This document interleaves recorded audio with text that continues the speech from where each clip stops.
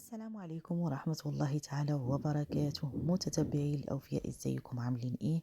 جديد تسريبات وحصرية من المسلسل الخليفة. الإعلان الأول للحلقة الثانية عشر. والله زعلت على ملك عشان خلوا شخصيتها عبيطة، وبيقولوا إنه في شفقة من الكلام اللي راح يقول زوجها. وثقت في سرحات وعشمها في الكلمتين. طبعا مصير أي علاقة تبدأ بالكذب وإخفاء الأسرار لا يمكنها أن تنجح. في كل مرة يفجر سر، وسوف تنقص الثقة إلا أن تنعدم.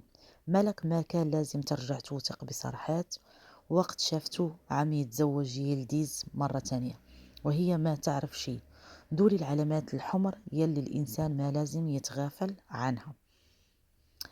جديد الأخبار وتسريبات الحلقة سوف تجدونها على القناة. دمتم في رعاية الله وحفظه، دمتم سالمين.